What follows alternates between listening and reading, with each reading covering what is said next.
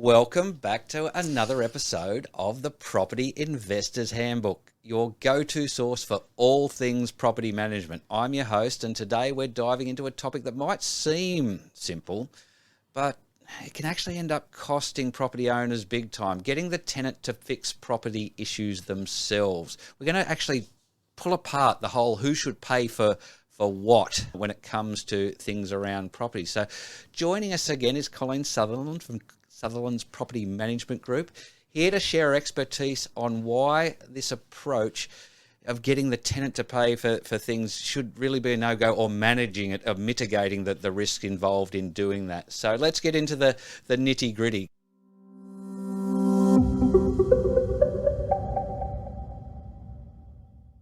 Colleen, welcome. Thanks, Adam. Okay, can you start by telling me, let's just break it up, sort of draw a line down the middle, and let's go through some things of what a tenant is responsible to be paying for, and what a landlord is responsible to be paying for. So a tenant, they pay to rectify any damage that they've caused. They do consumables. And so light bulbs, things like that. Yeah, light bulbs and batteries in their remotes. And they pay for anything that they request, and the landlord will give approval to do that, but you have to pay for it and you have to make good. Right. The landlord pays for everything else. Okay. Basically. Okay. Do you see much sort of argument over things that who does pay for this, who does, like, one that just came to mind just as you said that, when you said batteries for a remote. What if a remote gets lost? Oh, well, again, if they've created it, then they have to pay for it. So you've been given 2 remotes at the start of the tenancy, and your handbag is stolen. I don't know whether you've got a handbag, but your handbag's stolen, and in it was the garage remote. You have to pay for the cost of replacement. Right. I can help you do that, but you need to foot the bill for it. Right. And we'll get you a quote. This is how much I can do it for, and get it coded, and then you have to pay me so I can pay the trade. Okay. Let's start talking repairs for things when a tenant has done damage. And so, well, look, it's a minefield here. So there's repairs for things that need to be repaired that the landlord is responsible for, and then there's repairs for things that the tenant has done. Talk to me about the process. Let's go one at a time. So the tenant's kicked a hole in the wall, let's say, accidentally, and they need to get that repaired. Can they do that independently without contacting you, get it all done? What happens in that circumstance? That getting it done without me knowing is a rare thing, but they can employ a plasterer to come and cut that out, patch it, paint it. Right. And you don't know any different. If you as the tenant gets in there and goes, oh, it's only a little hole, I'm going to bog it. I can get this stuff from Bunnings and I'll bog it. And it's all ripply and I've painted it over and go, that's good. Hope she doesn't notice. Yeah, and I noticed. I can tell you that I'm going to tell you to take that out and properly repair it, because it was properly a full wall when you came in, not a wall with a bogged up hole. Sure. So to clarify then, should they, if it's their responsibility to fix the damage, let's call it this hole again, are they obligated to tell you before they do it? Let's say they do a good job. It's fine. It's as you would have done. They're not obligated to have to come to you and tell you and get it done through any of your particular contractors? No.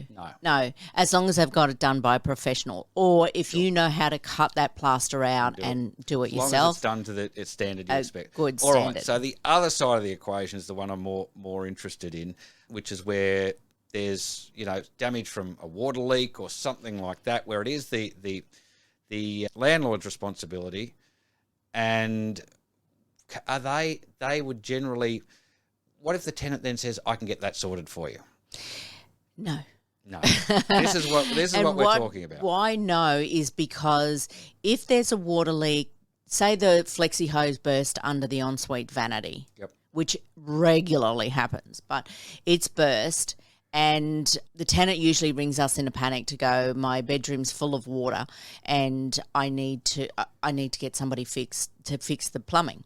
So what we will get you to do is turn the water to the house off, or water to the unit, turn it off. That's as far as I'm going to get you to go, because then I'll get the plumber out to fix the plumbing issue, and then I fix the resultant damage.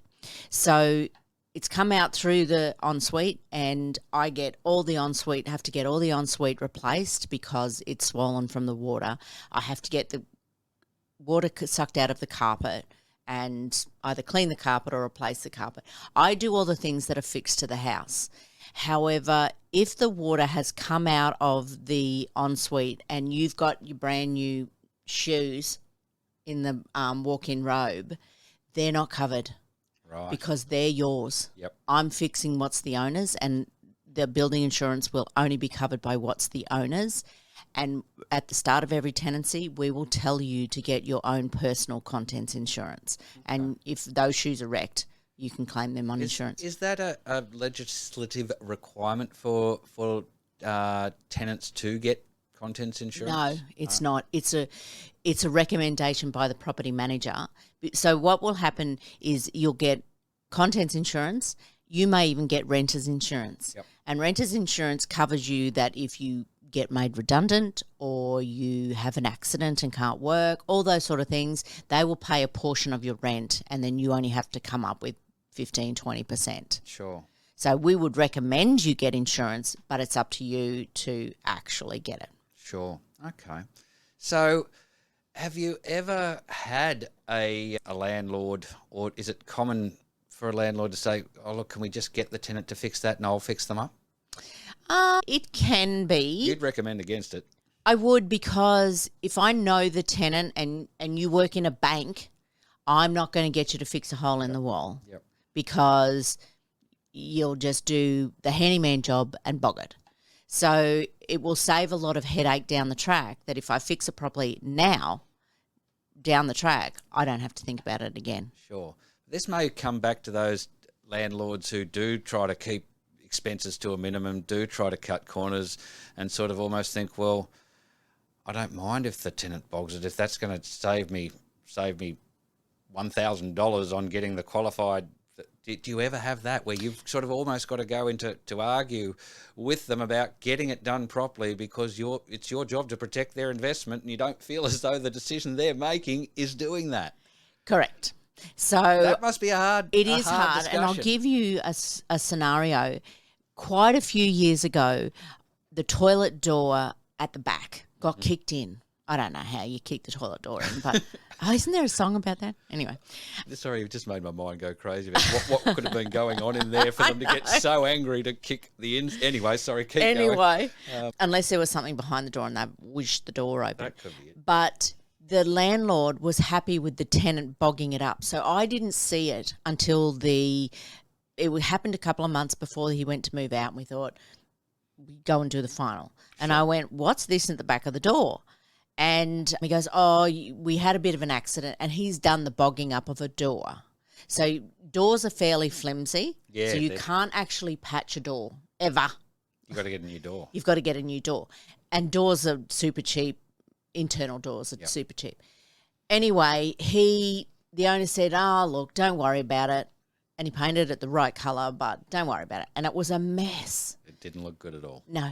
So then he went to sell the property, and it came up with the door needs replacing because it's been compromised. And I said to the owner, the door actually needs replacing. What door? What? And I went, well, we've had a discussion about this a couple of tenancies ago, and you were happy to leave it. No, I wasn't. Yeah, you were. No. So I had to troll through all these emails to find where he said, just leave it. And so when the time comes, I said, here's where you said you'll be fine. Oh, I don't remember that.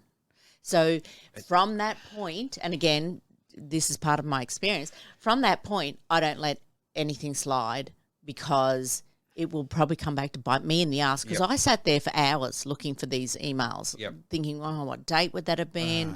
So I wasted a lot of time. So we made a rule in the office that that's not going to happen again. Fantastic. So and this is the comprehensiveness of everything you do that keeps coming through in these podcast episodes, and why, I implore anyone out there, who has has properties to bring them across to Colleen. I can't imagine any other business being as comprehensive as you are, having as much knowledge as you do and expertise. And it comes across in this, you care. You know, you really do care for both sides. And you know, you've got a strong will to help and do the right thing. I want to finish this episode by just asking you, and I know you'll be able to answer this very easily, how does Sutherland's Property Management Group handle maintenance requests and ensure compliance and all legal and safety standards are up to scratch? The compliance is now... Section 185 has always been in the Tenancy Act, which says the landlord must keep the property clean and fit to live in and safe.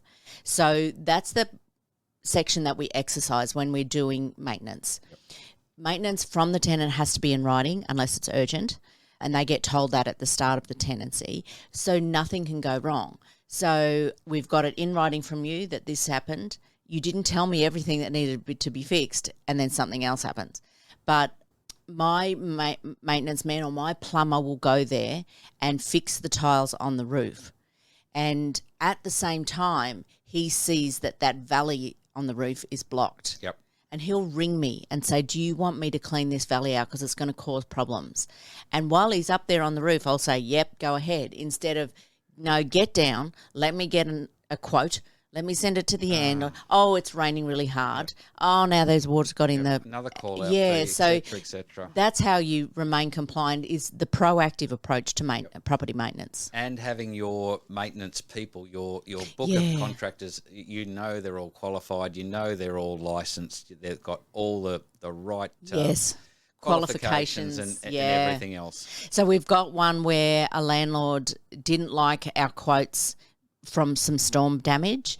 God, I can hear a story coming here. And he didn't like the quote, and it was $3,000 because there was a problem with the roof. It had been leaking for some time because it's in a corner pocket of the roof that you didn't know. So when the eaves fell down, these things were revealed. So we made safe, and we got the handyman, or no, not the handyman. We got the contractor who's a carpenter out there to tell us how to fix it properly so it doesn't happen again. Yep. And his quote came in at $3,000. So the landlord didn't take up the claim because he could have claimed it on insurance because he had a high excess, and rightly so. Sure. Because insurance is just so expensive now, and I do get that. But put that $2,000 excess into another account. So when the time comes, oh, yeah, I've got the excess and we'll get it fixed. Yep. So what's happened is he's gone and got a handyman quote and came in much cheaper at $745 or something it came in. And it's your house. You do with it as you want. But I need to make sure that he's licensed, qualified and insured, and that he'll come back if anything's wrong. So when he was there fixing the eaves, he's fixed the front porch light and he's done some electrical work. And it's like, and he goes, oh, and I fixed that light. And we're going, you did what? Oh, no. So we have to engage an electrician for that and a plumber for that. You at home might be able to fix that front light. I don't know. I wouldn't do it. No. But you might be able to do it at home. But because you have to run the business, the property as a small business. You've got to do things by the book. You've got to do things by the book. Yep. So when we were talking about insurance before, if something happened and the fire brigade said, well, this light was faulty, oh, that's because the handyman put it back together. And it's like, sorry, insurance, we're not claiming. So you've created another problem by doing that. Wow. I understand why he got the cheap guy because, you know, he might be strapped for cash or whatever. But there's other ramifications that you need to think of when it comes to maintenance. Absolutely. Look, it's an underlying theme that just keeps coming through with this. Yeah. You don't know you need you guys until you do, where something goes incredibly wrong. And even with that story, if your insurance is invalid for something like that and the house burns down, my goodness, look at that. You could have lost your entire investment. So. Well, I have another one where the tenant moved in and changed. You know when the light globes, those funny LED globes yep. Years ago Yep. were in because it saved you energy. He went through and changed all those light globes. Now, he didn't get a good quality light globe because they're only going to light my bedroom up. Yep. He just got the cheapy Bunnings one. Sure. And he's put it in his bedroom. It is where the incident happened. And he's in the kitchen, just so happened to be home. And he's gone into the bedroom to go to the bathroom or whatever. And he saw all this smoke billowing out of the light. And it, cutting a long story short, I had to send the electrician, but it tripped all the lights out. Oh, no. And I had to get an electrician out to replace the light fitting because it burnt. But he just happened to be there to catch it and the trip switch.